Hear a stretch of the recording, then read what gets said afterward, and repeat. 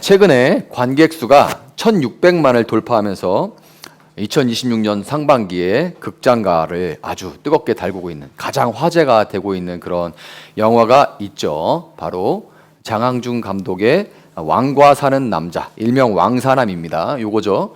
보신 분들도 있을 텐데, 요거죠. 이제 1,600만이면 사실상 우리 국민의 3명 중에 1명은 봤다는 거예요. 한번 볼까? 여기서 본분. 그쵸. 진짜 3분의 1이 되네요. 그죠? 그렇게 돼요. 1,600만이니까 보고 또 보는 사람도 있겠지만 어쨌든 간에 기본적으로 3분의 1 정도, 3명 중에 1명은 봤다는 겁니다. 어마어마한 숫자죠.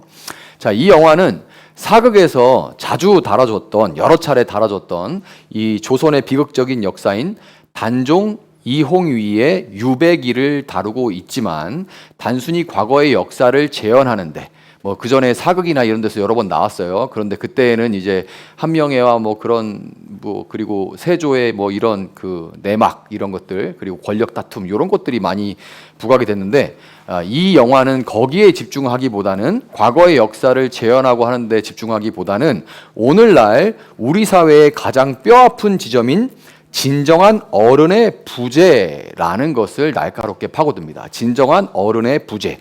영화 속에 한명회를 비롯한 한양의 이 권력자들은 스스로를 국가의 운명을 책임지고 있는 대단한 어른이라고 자부하고 있습니다. 그렇지만 그들은 자신의 탐욕과 정권의 그 나름의 안정을 위해서 어린 왕이었던 이 단종을 사지로 내모는 비겁함을 보여주죠. 반면에 이런 인물들이 한양에 드글드글한 반면에 유배지인 강원도 영월 산골 마을의 광청골 이 촌장 엄흥도는 자신의 안위보다 고립된 소년 왕의 인간적인 존엄을 지키기 위해서 자기 목숨을 거는 모습을 보여줍니다.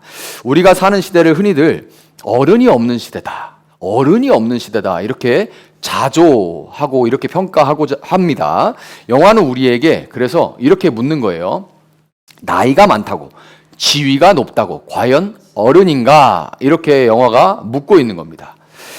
그 묵직한 질문을 던지면서 영화는 한켠에 뭐라고 얘기하는 거예요? 엄흥도를 통해서 진정한 어른이란 계산기보다 가슴을 먼저 움직여 타인의 아픔에 머무르는 사람이다. 그리고 끝까지 책임을 감당하는 사람이다 라는 것을 웅변하고 있는 겁니다. 자, 우리 이번 주에 큐티 범위였던 사무엘하 19장의 말씀 역시 왕의 귀환, 왕이 귀환하는 이 거대한 역사의 물줄기 속에서 어른의 자격에 대해서 묻고 있습니다. 어른의 자격에 대해서 묻고 있어요. 어른이 없는 시대라고 불리는 이 시대의 아픔을 품고 성경이 그렇다면 제시하는 어른의 길에 대해서 함께 고민해 보도록 하겠습니다.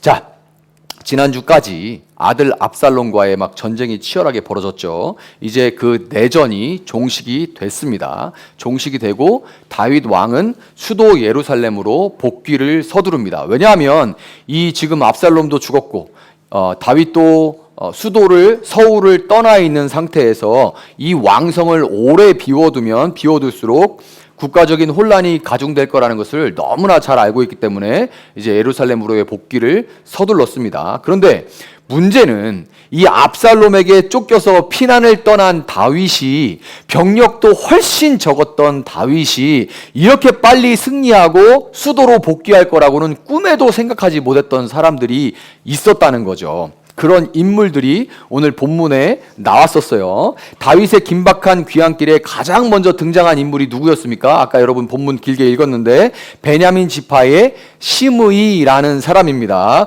아주 다윗이 강을 건너갈 때 그 무렵에 강력한 임팩트를 줬던 사람이죠. 이 시므이는 이 피난 가는 아들한테 쫓겨가지고 피눈물을 흘리면서 머리를 가리고 울며 가고 있는 다윗을 파파라치처럼 추격해 오면서 계속 거기다가 흙먼지와 돌을 던지면서 끈질기게 따라붙으면서 이렇게 얘기합니다. 영영 가거라. 잘 번역이 된 거지.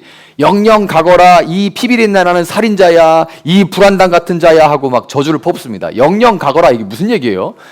번역을 나이스하게 해준 거지. 원래 번역은 죽어라 이런 얘기, 죽어라 이런 얘기입니다. 뒤에 막 계속 막 던지면서 막 소리를 지르는 거예요. 가뜩이나 막 지금 마음이 무너져 있는 상태. 요게 시므이입니다. 그런데 이제 다윗의 승리가 확실해져서 예루살렘으로 복귀하잖아요. 그러니까 시므이는 1000명의 베냐민 지파 사람들을 대동하고 요단강으로 마중 나옵니다. 혼자 나오는 게 아니라 1000명을 대동했다는 거에도 의도가 담겨 있죠. 저뿐만이 아니라 베냐민 지파를 대표해서 제가 나왔습니다라는 걸 보여주고 있는 거예요.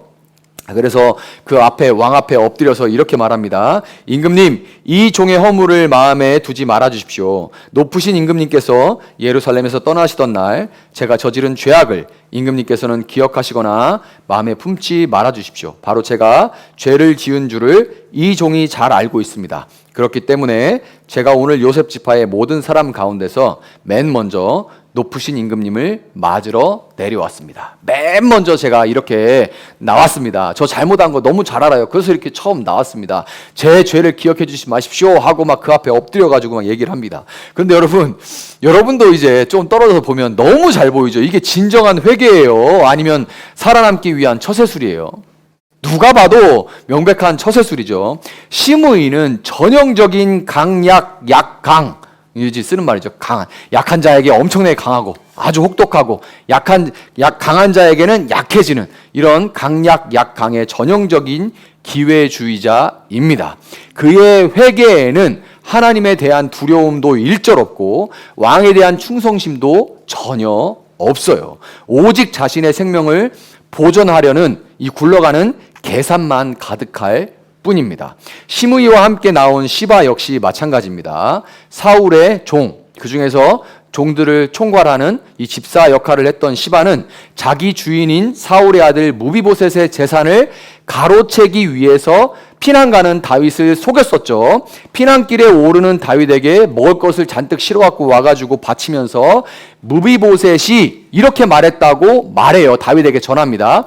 무비보셋이 다윗이 피난가고 압살롬이 반란을 일으키니까 이제야 이스라엘 사람이 자기 아버지의 나라를, 사울의 나라죠, 자기 아버지의 나라를 자기에게 되돌려준다고 생각하고 있다. 지금 무비보셋이 드디어 이 원수의 나라가 망하고 우리 아버지의 나라, 사울의 나라, 베냐민 지파의 나라가 다시 만들어지겠구나, 내가 다시 왕족으로 이제 회복되겠구나 라고 말했다고 그 얘기를 귀에다가 싹 넣어줍니다. 먹을 거 주면서 피난 가는 와중에. 아주 전략적인 이간질이죠. 이 이간질을 시전하는 거예요. 그러니까 그가 지금 다시 돌아오는 다윗을 찾은 목적은 다윗이 피난길에 했던 약속을 재차 확인하면서, 그때 그렇게 말하셨죠? 확인하면서 이후에 벌어질 무비보셋과 진실공방이 있을 수 있잖아요. 이 진실공방, 재산 분쟁에 있어서 우위를 점하기 위한 겁니다. 어떻게든 무비보셋보다 앞서 나와서 그때 이렇게 말하셨죠? 이렇게 하고 확인하고 이런 작업을 통해서 그 뒤에 있을 이 다윗이 말했던 거에 따른 재산 공방에서 우위를 점하기 위한 거예요.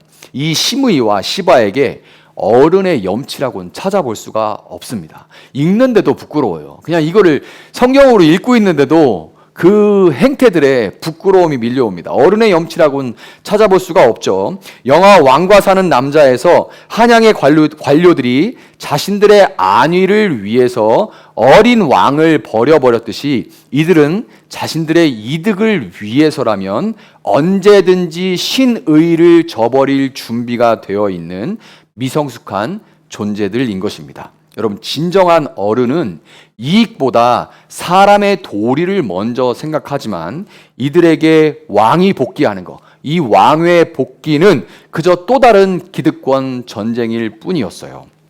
이어지는 인물, 마지막으로 나온 인물은 사울의 손자 무비보셋이죠. 이 무비보셋은 다윗이 수도를 떠날 때부터, 다윗이 수도에서 피난을 갈 때부터 수염을 깎지 않고 발을 씻지 않고 옷을 빨지 않았습니다 라고 하면서 아주 초췌한 몰골로 왕을 맞이합니다.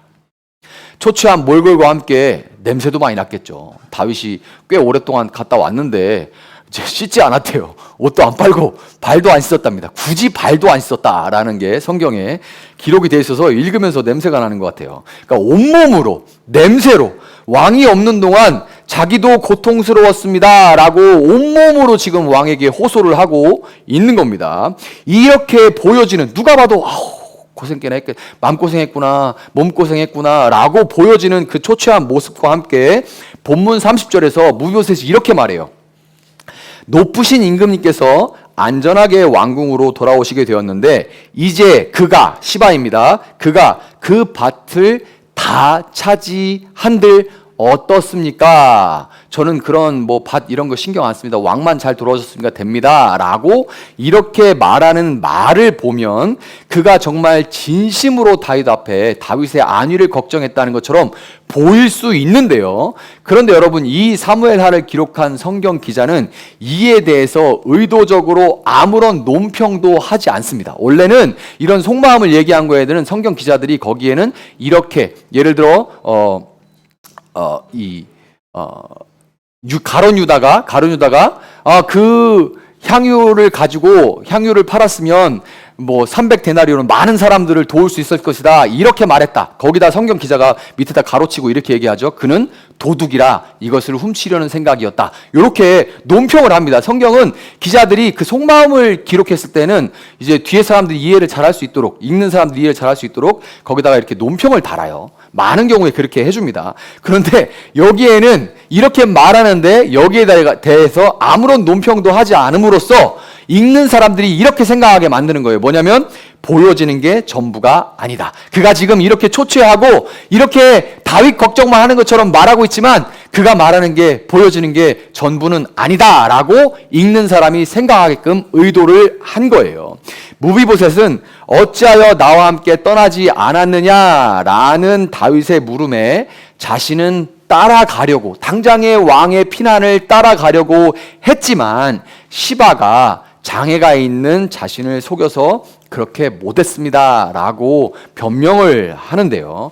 여러분, 솔직히 생각해서 다윗이 그의 신분을 다 회복시켜주고 그 다음에 밭도 주고 그 다음에 심지어 내 식탁에 와서 먹으라 할 정도로 그렇게 모든 것이 회복됐는데, 왕의 아들로서 그가 탈 짐승이 없는 것도 아니고 시바 말고 짐승에 이렇게 얹어 태워줄 그런 수발을 들어줄 종들이 없는 것도 아니고, 마음만 그가 정말 먹었다면 언제든지 얼마든지 따라갈 수가 있겠죠. 그렇죠? 이해가 가세요? 예, 그렇죠.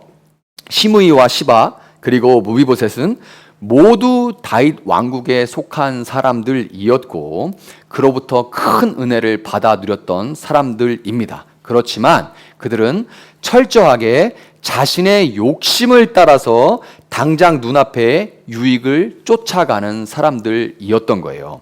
여러분, 이 세 사람의 인물들을 우리가 보면서 성경이 이 세 사람의 이 부끄러운 민낯을 가감없이 낱낱이 이렇게 보여주는 이유는 단지 이들을 이런 것들도 사람이냐 이러면서 부끄럽다 하고 이들을 정죄하라고, 두고두고 오는 모든 세대들에게 이들이 부끄러움을 당하라고 이렇게 한 게 아닙니다. 오히려 우리 마음속 깊은 곳에 숨어 있는 이 미성숙한 자아를 비추는 거룩한 거울이 되도록 하기 위한 거예요. 이들의 모습을 보면서 이들을 처음에는 욕하고 부끄럽다 하다가 그들의 모습이 속에서 나를 발견하게 되도록 거룩한 거울의 역할을 하는 거예요.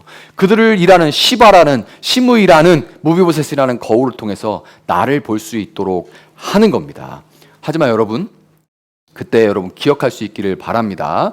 그 그림자, 이게 내게 비춰지는 그림자, 나에게도 있구나라는 것을 발견하는 것은 수치가 아니라 더 깊은 은혜와 성숙으로 나아가는 하나님 우리를 부르시는 초청장인 거예요. 이들 세 사람의 모습을 보면서 우리는 진정한 왕이신 예수님이 다시 돌아오실 때까지 나는 어떤 삶을 살고 있는가라는 생각으로 나아가야만 하는 거예요. 나는 어떤 삶을 살고 있는가? 예수님이 다시 돌아오실 때까지 나는 어떤 모습으로 살아가고 있는가를 생각해야 되는 겁니다.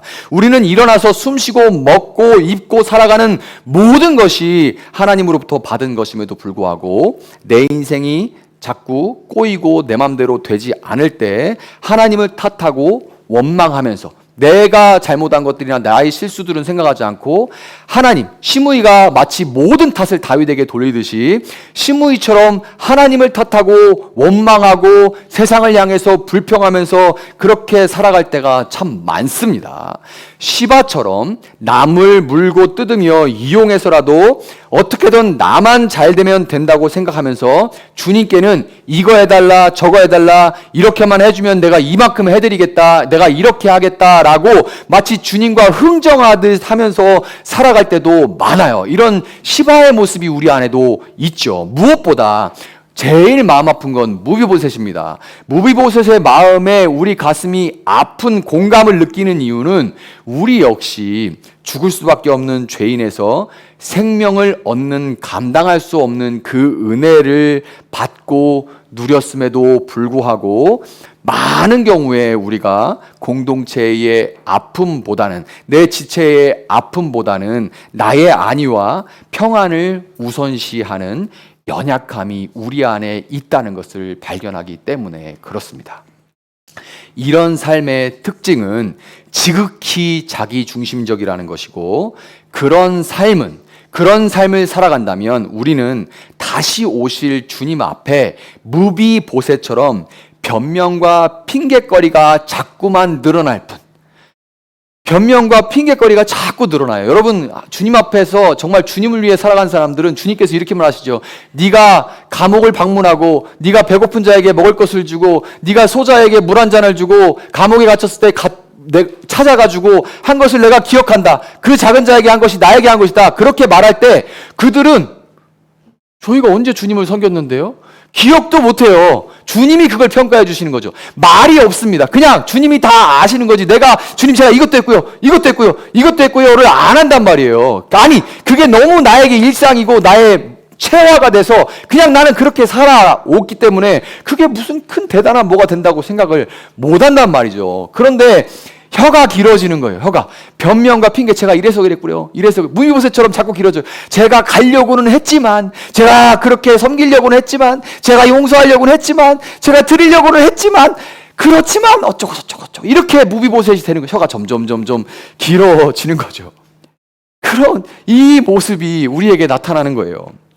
이런 모습으로 주님이 다시 오실 때 우리는 무비보셋처럼 살아가면서 이런 모습은 결코 성숙한 신앙, 어른의 길로 나아갈 수가 없는 겁니다. 여러분 오늘 본문에서 성경 기자는 시므이, 시바, 무비보셋이라는 부끄러운 군상들을 나열한 뒤에 의도적으로 한 인물을 배치하고 있습니다. 일부러 이렇게 한 거예요. 3명의 인물이 나온 다음에 마지막에 한 다른 인물이 나오는데 바로 80세의 노인 어르신이죠. 바르실레입니다.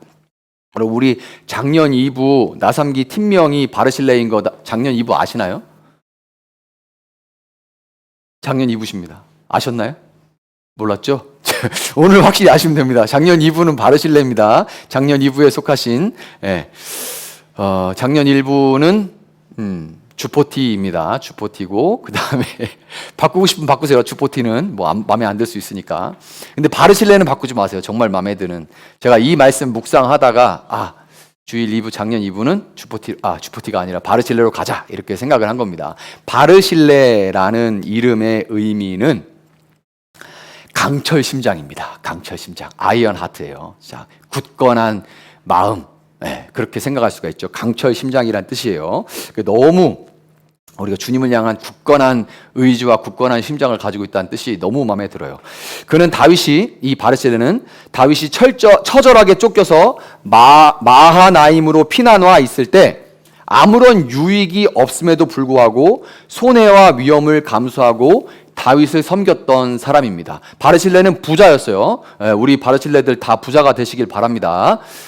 아멘 안 하시네요. 이건 당연히 아멘 하실 줄 알았는데 부자가 되시길 바래요. 근데 여러분 부자라고 마음도 부자인 경우는 많지 않습니다.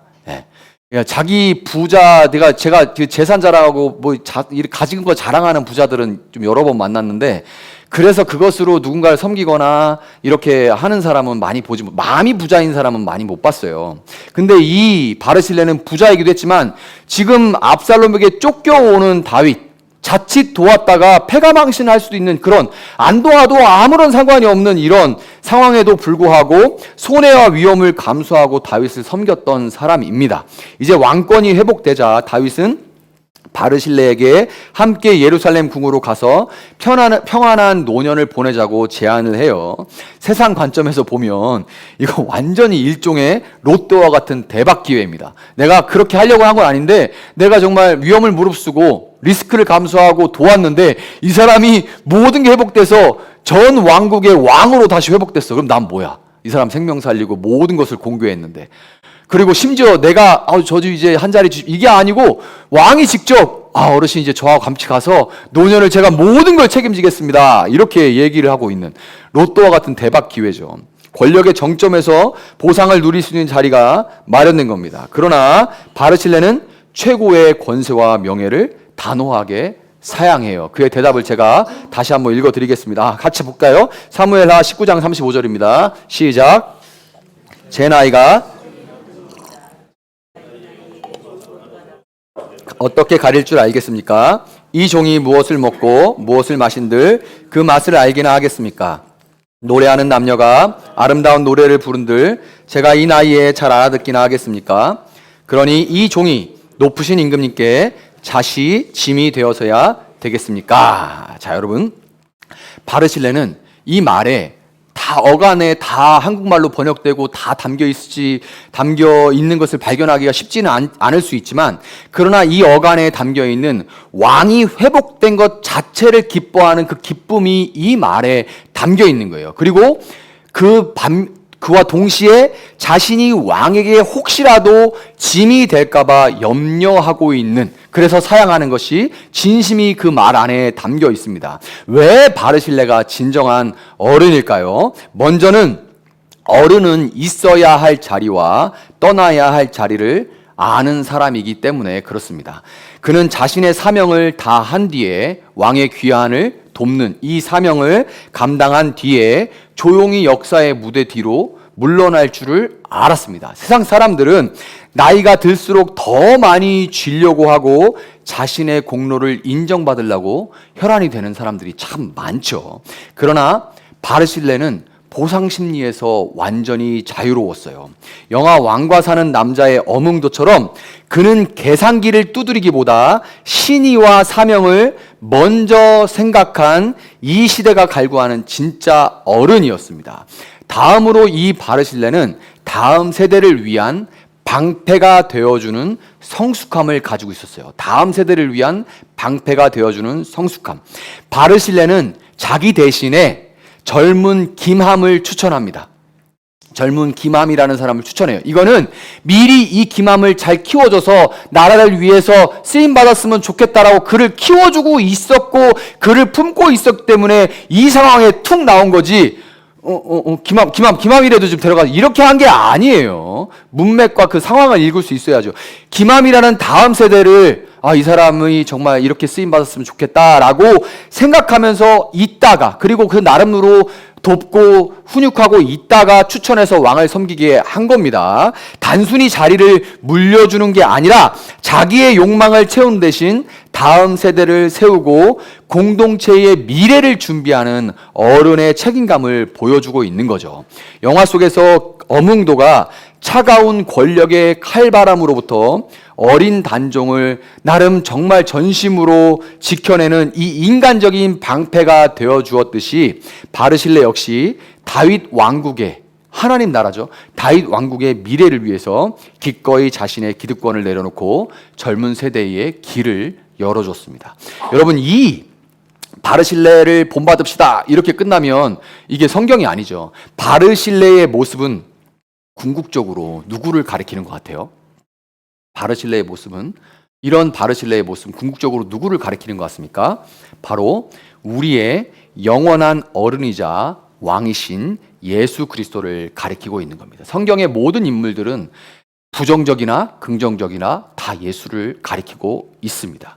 주님은 하늘의 영광을 누리기에 합당한 분이셨지만 그 모든 권리를 사용하고 죄로 인해 고립된 우리를, 이홍이처럼 완전히 그 섬도 아닌 거기에 육지 속의 섬에 고립되어 있는 것처럼 죄에 의해서 고립된 우리를 찾아오셔서 십자가라는 차가운 비바람을 우리 대신에 맞아 주셨습니다. 주님은 우리를 당신의 야망을 위한 도구로 쓰지 않으시고 우리가 온전히 성장할 수 있도록 당신의 생명을 내어주어서 우리의 영원한 지붕과 방패가 되어주셨습니다. 바르실레가 김함을 다윗에게 보내서 왕의 사역을 이어서 할 수 있도록 했던 것처럼 예수님은 십자가에서 모든 구원 사역을 완성하신 후에 우리를 부르시고 뭐라고 말씀하세요? 나는 하늘과 땅의 모든 권세를 받았다. 그러므로 너희는 가서 모든 민족을 제자로 삼아서 아버지와 아들과 성령의 이름으로 세례를 주고 내가 너희에게 명령한 모든 것을 그들에게 가르쳐 지키게 하여라 하고 말씀하시면서 예수님이 다 이루신 그 일을 우리에게 위임하셔서 우리도 그 위대한 사역에 동참할 수 있도록 우리에게 길을 열어주셨어요. 그래서 우리 모두에게 사명이 있는 것이고 삶의 이유와 목적이 부여가 된 것입니다. 여러분, 예수님을 믿을 때 우리는 예수 그리스도께서 행하신 일로 인해서 이미 예수님을 닮은 진정한 어른이로 성숙하고 성장해 갈 수 있는 자격과 능력을 부여받았다는 것을 여러분 믿으시기 바랍니다. 예수님이 이미 이 일을 행하심으로 인해서 우리는 자격과 능력을 이미 부여받았어요. 예수님은 그렇기 때문에 그 자격과 능력이 있는 우리가 결코 그냥 시므이처럼, 그냥 시바처럼, 아니면 무비보셋처럼 그 자리에 머물러서 그냥 그런 모습으로 살아가는 것을 내버려 두지를 않으십니다. 그래서 여러분 인생이 좀 고달픈 거예요. 어떻게 보면 반대로 얘기하면 그 상태로 시므이처럼 괜찮죠. 강약 약강 좋잖아요. 그런 사람들 여러분 주변에 널려 있잖아요. 근데 왜 보면 불편합니까? 그리고 혹시 내가 그렇게 살고 있지 않을까 왜 마음이 찔립니까? 그렇게 못 살게 하기 때문에 그런 거예요. 시바가 마찬가지죠. 세상에 시바처럼 살면 얼마나 좋아. 걔 욕하는 것 같은데 시바처럼 살면 얼마나 좋습니까? 그거 진짜 자기 위해 살기엔 정말 좋은 삶이죠. 무비보셋한테 뒤통수 맞아서 얼얼하신 분들은 엄청나게 많을 거예요. 그렇죠? 근데 그렇게 못 살게 하십니다. 왜냐하면 우리는 그렇게 살지 않을 수 있는, 예수님을 따라 살아갈 수 있는 자격과 능력을 부여받았기 때문에 그 자격을, 너는 자격이 있어. 그리고 너는 그 능력이 이미 있다. 그러니까 그렇게 살아라 하고 계속 깨우시거든요. 그래서 우리는 그 자리에 머물러 있을 수가 없고 바르실레와 같은 어른으로 예수님은 우리를 빚어가시기를 원하시는 겁니다. 그렇기 때문에 여러분 이제 우리는 우리를 빚어가시는 예수님의 그 인도하시는 손길에 반응하는 삶을 살아가야만 하는 것입니다. 성숙함이라는 것은 하나님의 은혜로 분명하게 시작돼요. 성숙함 또는 어려운 말로는 성화라고 할 수도 있죠. 분명히 하나님의 은혜로 시작되지만 단순히 세월이 흐른다고 주어지는 열매가 아닙니다. 교회를 10년, 20년, 30년, 40년 다녀도 오히려 교회를 오래 다닐수록 더 이상해지는 분들이 있어요. 왜냐하면 그분들이 은혜가 없었던 건 아니겠죠. 분명히 젊은 시절에 어느 시절에 예수님의 은혜를 누렸을 때가 있겠죠. 그러나 분명히 은혜로 시작되지만 단순히 세월이 흐른다고만 주어지는 열매가 아닙니다. 성숙함은 주님의 십자가를 묵상하면서 매 순간 자기를 부인하고 자발적으로 순종하는 과정 속에서 봄, 여름, 가을을 거치면서 나무의 열매가 맺어지듯이 겨울을 지나고 봄, 여름, 가을이 오면 열매가 맺어지듯이 자발적으로 순종하는 과정 속에서 맺어져 가는 것이라는 것을 여러분 꼭 기억할 수 있기를 바랍니다. 말씀을 맺도록 하겠습니다. 오늘 본문에 등장하는 인물들 중에서 여러분 누구와 가장 닮아 있습니까? 여러분 누구와 가장 닮아 있습니까? 1600만 명이 영화관을 찾아갈 정도로 어른의 부재에 답답해하고 있는 세상에 우리는 진정한 어른 예수님을 보여줄 수 있어야만 합니다. 예수님을 닮아가는 과정은 곧 나 중심의 세계관에서 벗어나 타인을 환대하고 책임지는 어른으로 성장하는 과정이에요. 바르실레처럼 가정에서 자녀를 억누르는 권위적인 부모가 아니라 자녀의 아픔을 먼저 살피고 그들의 성장을 위해 기꺼이 자신의 자리를 내어주는 넉넉한 지붕이 될 수 있기를 바랍니다. 일터에서 내 성과를 위해 동료를 시기하거나 이용하지 않고 그들의 수고를 인정해주고 그들을 세워주는 넉넉한 마음을 가질 수 있기를 바랍니다. 어른이 된다는 것은 애랑 안 싸운다는 얘기예요. 교회의 크고 작은 사역 앞에서 내가 이만큼 했으니까 대우받아야 한다. 이 모든 교회의 분란은 목사가 이런 생각을 가져서, 성도가 이런 생각을 가져서, 직분자가 이런 생각을 가져서 생기는 겁니다. 내가 이만큼 했으니까 대우받아야 된다라는 보상 심리를 십자가 아래 날마다 못 받고 내가 전혀 드러나지 않아도 주님의 나라가 세워진다면 그것으로 만족하는 삶, 나의 공로를 챙기기보다 다음 세대를 세우는데 기꺼이 헌신하는 삶을 살아갈 수 있기를 바랍니다. 우리가 바르실레의 길을 걸어가기로 결단할 때 우리는 단순히 도덕적인 모범을 넘어서 이 땅에 하나님 나라의 온기를 전하는 통로가 될 것입니다. 누군가에게 비바람을 막아주는 넉넉한 지붕이 되어주는 것, 그것이 바로 주님께서 우리를 통해 이 어른이 없다고 탄식하고 1600만 명이 영화관으로 몰려가는 이 시대에 우리를 통해 세상에 보여주기를 원하시는 성숙의 증거이자 우리 신앙의 최종적인 지향점인 것입니다. 시므이와 시바 그리고 무비보셋이라는 우리 안에 이 한계, 내 한계를 넘어서 여러분과 제가 바르실레이의 길을 따라, 이 강철 심장의 길을 따라 날마다 더욱 예수님 닮은 모습으로 세상 앞에 서 갈 수 있기를 예수님의 이름으로 축복합니다.